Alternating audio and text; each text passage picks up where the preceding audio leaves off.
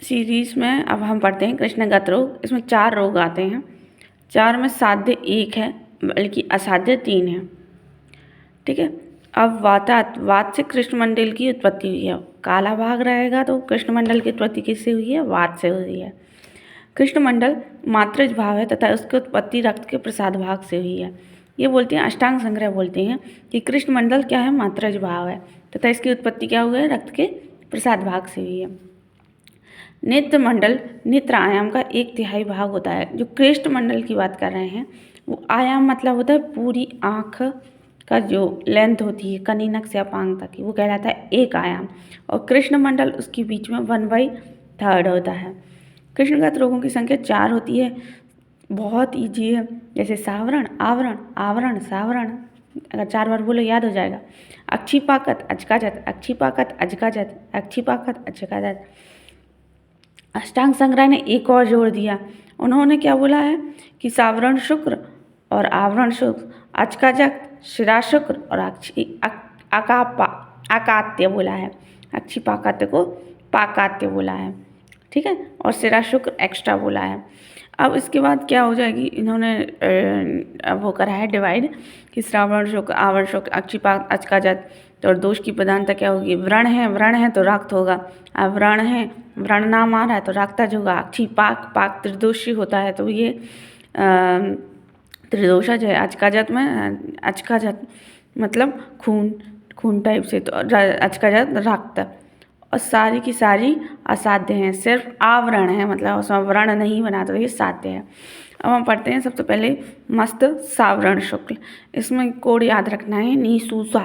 निसूसा, नी मतलब निमग्न रूपम ही भवेत्, निमग्न रूपम ही भवेत् कृष्णे सूचि एव विबद्धा प्रतिभाति यद्वे सावरम श्रवण उष्णम इति रुक्षा तत् श्रावण शुक्रम दाहरंती।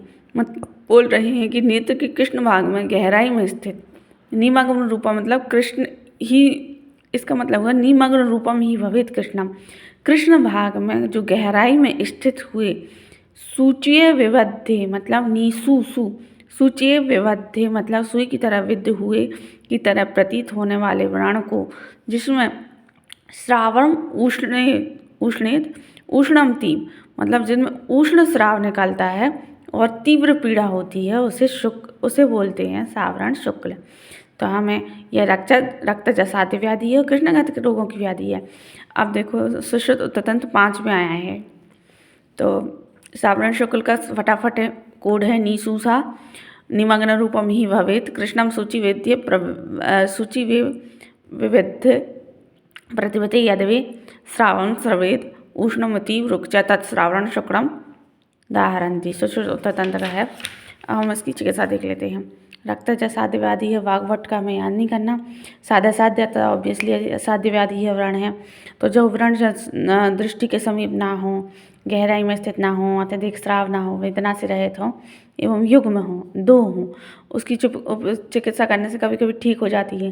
कि इसके विपरीत देखेंगे, जो मध्य स्थान से छिन्न हो गया हो और मांस आ गया हो, शिराओं में आवृत हो, चल हो और दर्शन शक्ति अवरोध करता हो, 2 पटलों में आश्रित हो तथा जिसका प्रांत भाग लाल हो और चिरकाल में उत्पन्न हो, वे त्याज होते हैं।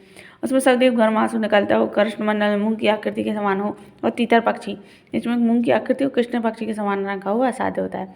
चिकित्सा असाध्य रक्तज व्याधि है, फिर भी अगर चिकित्सा करनी है, चाहे उत्तान हो मतलब ऊपर हो या अवगाढ़ नीचे हो या कर्कश हो, तो सबसे पहले क्या करना है? सीरीज के बीज लेना है। सीरीज मोरिंगा के नहीं, सीरीज मतलब वो अपन वो विष के लिए पढ़ते थे ना, सीरीज।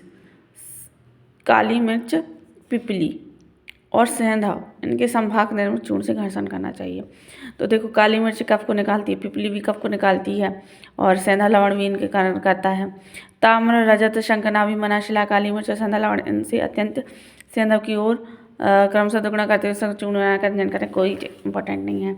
फिर इसके बाद विविध की फल की मज्जा को मधु के साथ अंजन करें और शंखनाभि, शुक्ति, मक्षूर, निर्मली के महान चूर्ण से अंजन करें।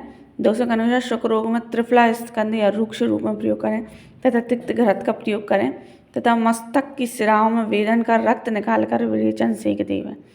अब ये है कि निशूत के क्वाथ से 3 बार सिद्ध हुआ घृत पिए, छेदन और जूंक लगाकर बाहर निकालें। फिर कमल, काकोली, द्राक्षा, मुलट्ठी, बिदारी का इससे सिद्ध किए हुए बकरी के दूध में शक्कर मिलाकर इन्हीं द्रव्यों से सिद्ध जल से नेत्र का सेक करें। आंखों की लालिमा, अश्रु, वेदना की शांति होने पर लेखांजन डालें। ताल, तमाल पत्र, गोदंती, शंख, समुद्रफेन, गधे की अस्थि, ताम्रचूर्ण, इनकी वर्ती को गोमूत्र पीस कर लगाने से शुक्र नष्ट हो जाता है।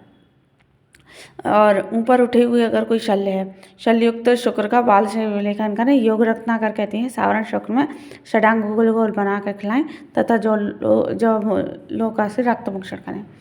अल्सरेटिव केराटाइटिस या कॉर्निया अल्सर बोलते हैं मॉडर्न में।